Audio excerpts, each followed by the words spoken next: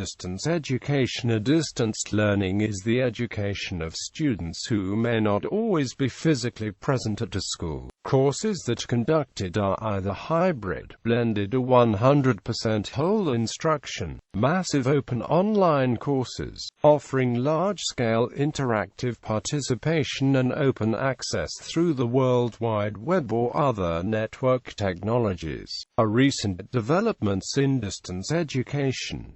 A number of other terms are used roughly synonymously with distance education. History. One of the earliest attempts was advertised in 1728 in the Boston Gazette for Caleb Phillips, teacher of the new method of shorthand, who sought students who wanted to learn through weekly mailed lessons. The first distance education course in the modern sense was provided by Sir Isaac Pitman in the 1840s, who taught a system of shorthand by mailing text transcribed into shorthand on postcards and receiving transcriptions from his students in return for correction. The element of student feedback was a crucial innovation of Pitman's system. This scheme was made possible by the introduction of uniform postage rates across England in 1840. This early beginning proved extremely successful, and the Phonographic Correspondence Society was founded 3 years later to establish these courses on a more formal basis.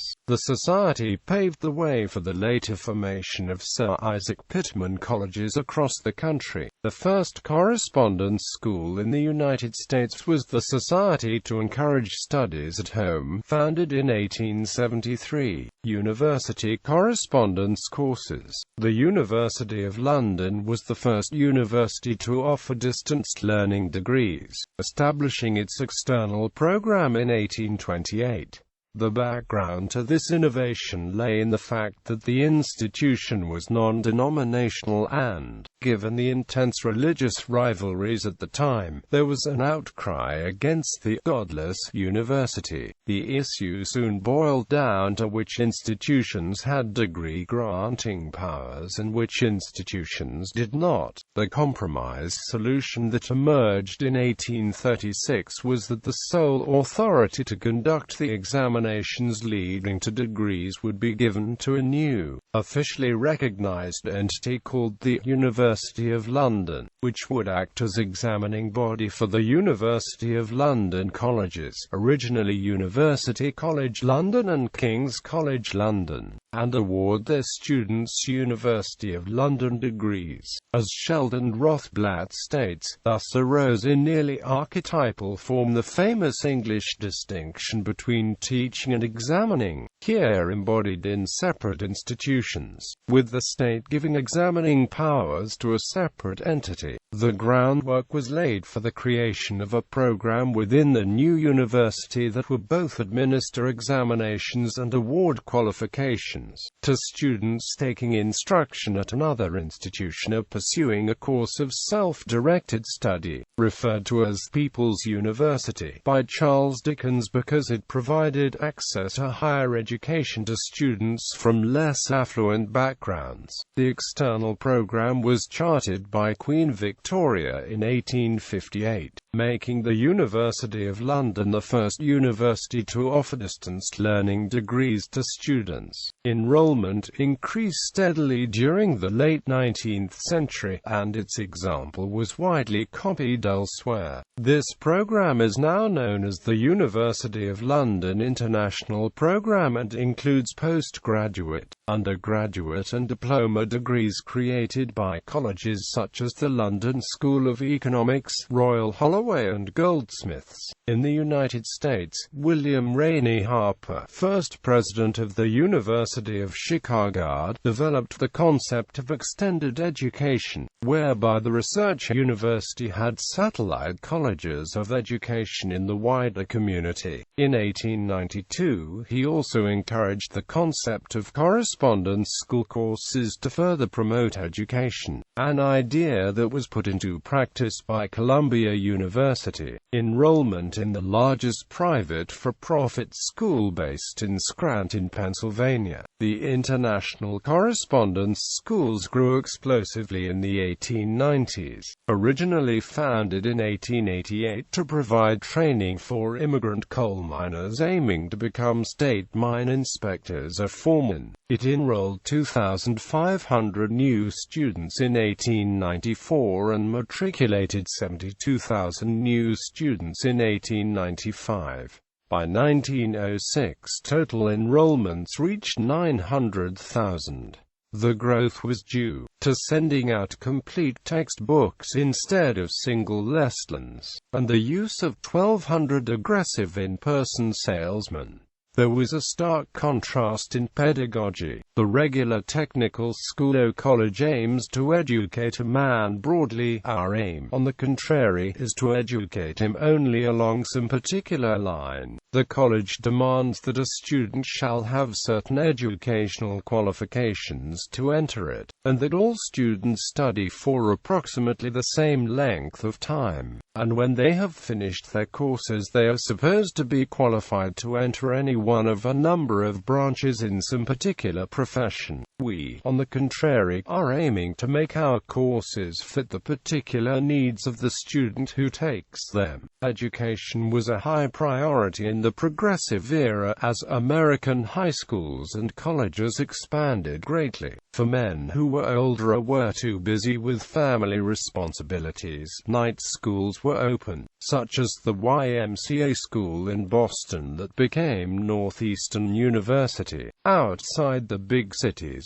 private correspondence schools offered a flexible, narrowly focused solution. Large corporations systematized the training programs for new employees. The National Association of Corporation Schools grew from 37 in 1913 to 146 in 1920. Starting in the 1880s, private schools opened across the country which offered specialized technical training to anyone who enrolled, not just the employees of one company. Starting in Milwaukee in 1907, public schools began opening free vocational programs. Only a third of the American population lived in cities of 100,000 or more population in 1920. To reach the rest, correspondence techniques had to be adopted. Australia, with its vast distances, was especially active. The University of Queensland established its Department of Correspondence Studies in 1911. In South Africa, the University of South Africa, formerly an examining and certification body, started to present distance education tuition in 1946.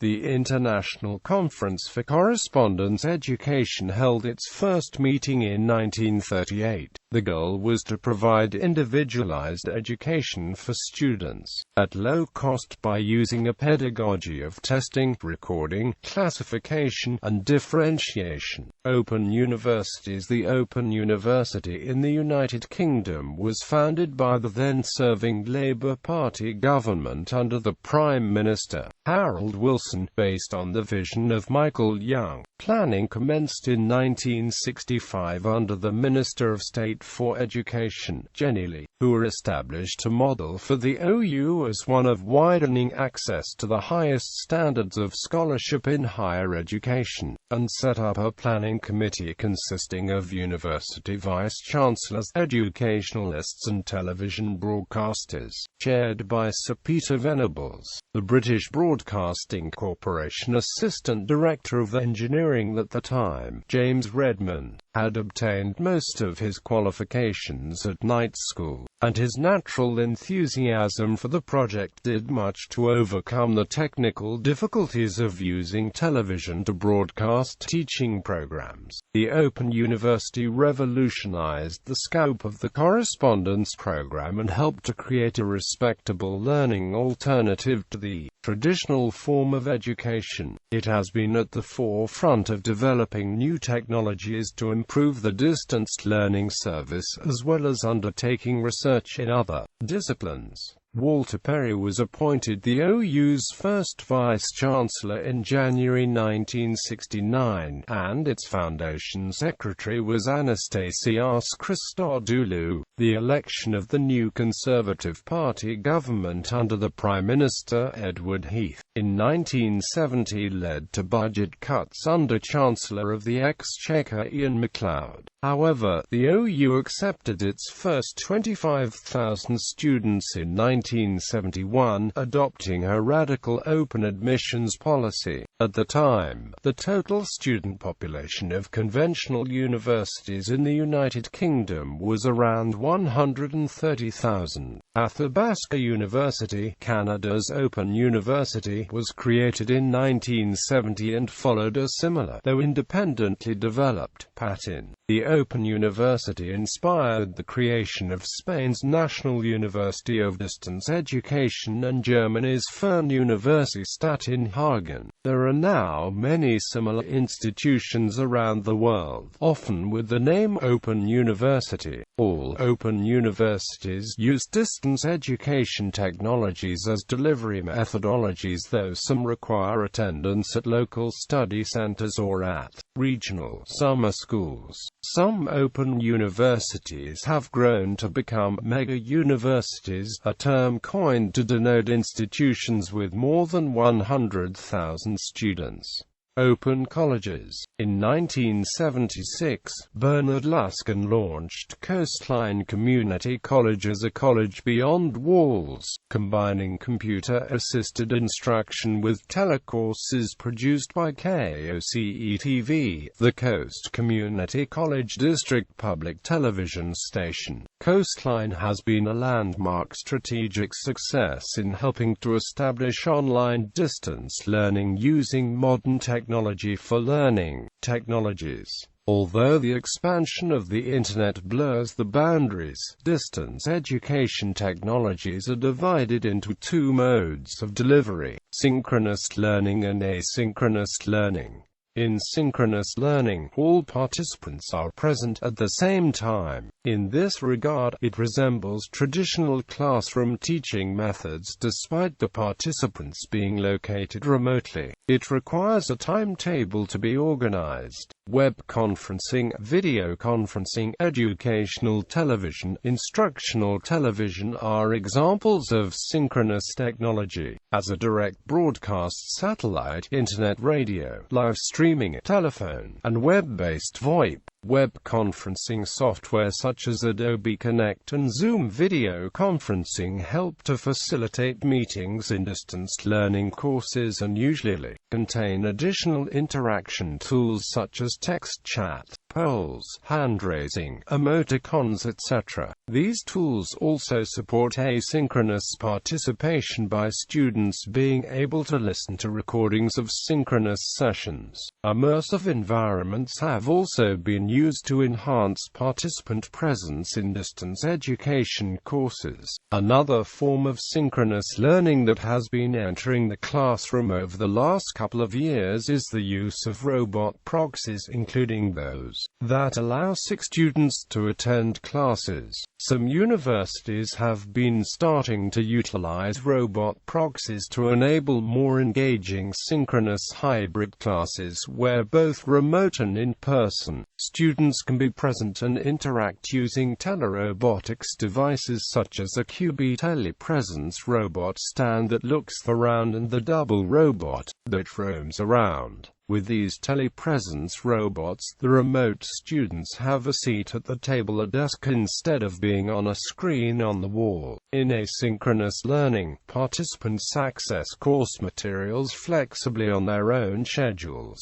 Students are not required to be together at the same time. Mail correspondence, which is the oldest form of distance education, is an asynchronous delivery technology, as are message board forums, email, video and audio recordings, print materials, voicemail, and fax. The two methods can be combined. Many courses offered by both open universities and an increasing number of campus-based institutions use periodic sessions of residential day teaching to supplement the sessions delivered at a distance. This type of mixed distance and campus-based education has recently come to be called blended learning, or less often, hybrid learning. Many open universities use a blend of technologies and a blend of learning modalities, all under the rubric of distance learning. Distance learning can also use interactive radio instruction, interactive audio instruction, online virtual worlds, digital games, webinars, and webcasts, all of which are referred to as e-learning. Media psychology and media studies have evolved as research foci in the study of media effects. Each has grown into important academic areas, with graduate degree programs now providing professional research, teaching and field staff to help build understanding of the behavioral implications of media. The first MA, PhD and Ed programs in media psychology and media studies were launched in 2002 by Bernard Luskin at Fielding Graduate University. Radio and television. The rapid spread of film in the 1920s and radio in the 1930s led to proposals to use it for distance education. By 1938, at least 200 city school systems, 25 state boards of education, and many colleges and universities broadcast educational programs for the public schools. One line of thought was to use radio as a master teacher. Experts in given fields broadcast lessons for pupils within the many schoolrooms of the public school system, asking questions, suggesting readings, making assignments, and conducting tests. This mechanizes education and leaves the local teacher only the tasks of preparing for the broadcast and keeping order in the classroom. A typical setup came in Kentucky in 1948 when John Wilkinson Taylor, president of the University of Louisville, teamed up with NBC to use radio as a medium for distance education. The chairman of the Federal Communications Commission endorsed the project and predicted that the college by radio would put American education 25 years ahead. Quote, "The university was owned by the city, and local residents would pay the low tuition rates, receive the study materials in the mail, and listen by radio to live classroom discussions that were held on campus." Charles Wedemeyer of the University of Wisconsin-Madison also promoted new methods. From 1964 to 1968, the Carnegie Foundation funded Wedemeyer's articulated instructional media project, which brought in a variety of communications technologies aimed at providing learning to an off-campus population. The radio courses faded away in the 1950s. Many efforts to use television along the same lines proved unsuccessful, despite heavy funding by the Ford Foundation. From 1970 to 1972, the Coordinating Commission for Higher Education in California funded Project Outreach to study the potential of telecourses. The study included the University of California, California State University, and the community colleges. This study led to coordinated instructional systems legislation allowing the use of public funds for non-classroom instruction and paved the way for the emergence of telecourses as the precursor to the online courses and programs of today. The Coast Community Colleges, the Dallas County Community College District, and Miami-Dade Community College led the way. The Adult Learning Service of PBS came into being, and the Wrapped series and individually produced telecourse for credit became a significant part of the history of distance education and online learning. Internet. The widespread use of computers and the Internet have made distance learning easier and faster, and today virtual schools and virtual universities deliver full curricula online. The capacity of Internet to support voice, video, text and immersion teaching methods made earlier distinct forms of telephone, video conferencing, radio, television, and text-based education somewhat redundant. However, many of the techniques developed in lessons learned with earlier media are used in Internet delivery. The first new and fully online university was founded in 1994 as the Open University of Catalonia, headquartered in Barcelona, Spain. In 1999, Jones International University was launched by Glenn Jones, CEO, and Bernard Luskin, Chancellor, as the first fully online university accredited by a regional accrediting association in the U.S. Between 2000 and 2008, enrollment in distance education courses increased rapidly in almost every country in both developed and developing countries. Many private, public, non-profit and for-profit institutions worldwide now offer distance education courses from the most basic instruction through to the highest levels of degree and doctoral programs. New York University, for example, offers online degrees in engineering and management-related fields through NYU Tandon Online. Levels of accreditation vary. Widely respected universities such as Stanford University and Harvard now deliver online courses, but other online schools receive little outside oversight, and some are actually fraudulent, i.e. diploma mills.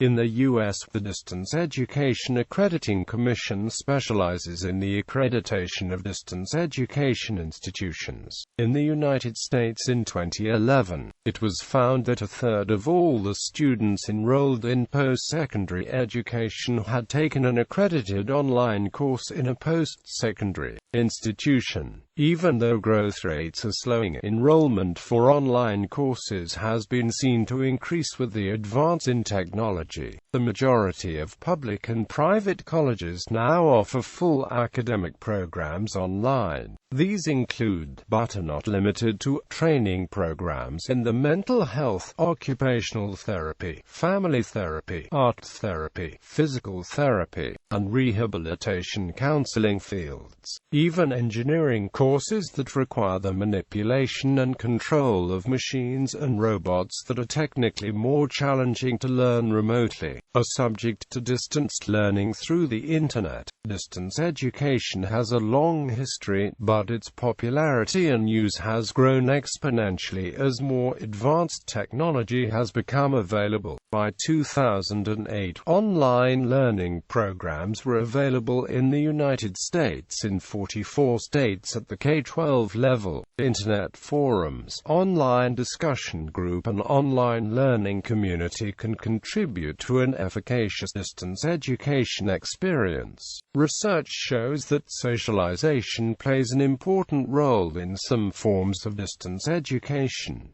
Paced and self-paced models. Distance education can be delivered in a paced format similar to traditional campus-based models in which learners commence and complete a course at the same time. Paced delivery is currently the most common mode of distance education delivery. Alternatively, some institutions offer self-paced programs that allow for continuous enrollment, and the length of time to complete the course is set by the learner's time, skill and commitment levels. Paced courses may be offered in either synchronous mode, but self-paced courses are almost always offered asynchronously. Each delivery model offers both advantages and disadvantages for students, teachers and institutions. Kaplan and Hanline classify distance education into 4 groups along the dimensions time dependency and number of participants. 1. MOOCs, open access online course that allows for unlimited participation. 2. SPSCs, online course that only offers a limited number of places and therefore requires some form of formal enrollment. 3. SMOCs, open access online course that allows for unlimited participation but requires students to be present at the same time. 4. SSOCs, online course that only offers a limited number of places and requires students to be present at the same time. Paced models are a familiar mode as they are used almost exclusively in campus-based schools. Institutes that offer both distance and campus programs usually use paced models as teacher workload, student semester planning, tuition deadlines, exam schedules and other administrative details can be synchronized with campus delivery. Student familiarity and the pressure of deadlines encourages students to readily adapt to and usually succeed in paced models. However, student freedom is sacrificed as a common pace is often too fast for some students and too slow for others. In addition, life events, professional or family responsibilities can interfere with a student's capability to complete